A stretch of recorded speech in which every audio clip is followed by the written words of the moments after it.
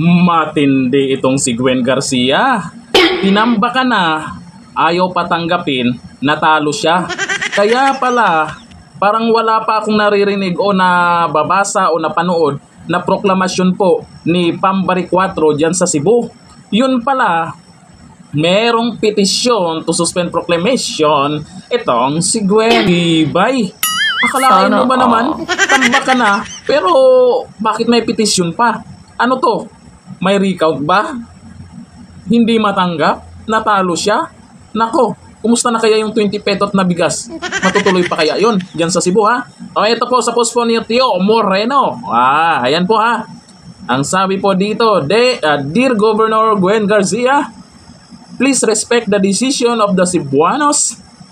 I know you refuse to respect the Office of the Ombudsman Philippines, but please respect democracy. Kasi yung yung sa Ombudsman kasi, na suspension niya, hindi rin niya sinunod yun, di ba? Hindi po siya bumaba dyan sa pwesto niya.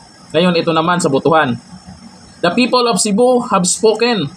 Talo ka na, tanggapin mo na, accept the fact that you lost because you turn your back against the Cebuanos and did everything. Kung Marcos, deserve mo yan. Inuuna mo kasi ang politika kaysa welfare ng mga taga Cebu.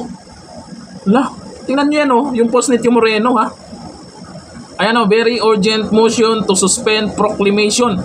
Itong si Pamela po kasi, ito po yung inendorso po ng mga Duterte. At ayun po, tinambakan nga. Nako, di ko lang alam kung ano yung nagiging reaction ng mga netizen dyan. Kung nagalit sila, o natawa, o nainis kay Gwen Garcia. Naku, hindi na niya sinusunod. Ombudsman, hindi niya sinunod. Eto naman, hindi rin niya sinunod. Ano na? Sino ang dapat masunod? Sabi ni Dunyor, due process daw Sana. Ito, sabi po ni Fatima Kanakan, grabe ang yaw. Nagmura na. Nag-motion ka pala na binbin ang proclamation. Yun nga yung inaabangan kong proclamation po. Kaya pala wala pa. Ito si Kati Binag nag-comment po dito ha. Hindi matanggap kasi laki ng ginastos. Sabi ni Sheila Clarete, OMG, kahangol ba sa power? Ibig sabihin kahangol, ibig sabihin ay napakatakaw. Parang ganon. Matakaw sa power. Ayun ang sabi po niya. Kasi mga Bisaya po nating mga kapatid po dyan sa Cebu. Anong masasabi niyo po dito sa ginagawa ni Gwen Garcia? Kasi una ko lang napanood po itong video niyan. Ayaw talaga niyang bumaba. Ito po. I am not stepping down. Pending resolution of my query. Yan. Diba? Talagang hindi siya mapipigilan. Laban kung laban. Yun nga lang, ang tanong, yung kanyang pinaglalaban, tama pa ba yan? Yung kanyang pinaglalaban, nasa batas pa ba yan? Bakit naman may paganyan-ganyan? Ito na lang, panoorin na lang po natin yung kanyang sayawan para naman hindi kayo ma-stress dyan kung ano yung pinagagawa niya pagkatapos ng halalan. Ito.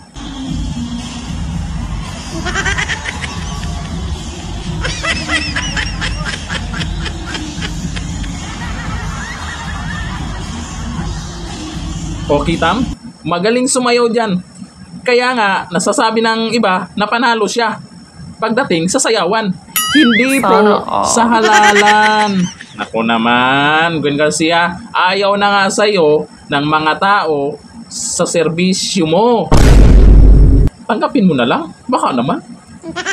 Bigay mo naman sa iba yan. Lalo na kay Pam. Deserve niyang manalo dyan.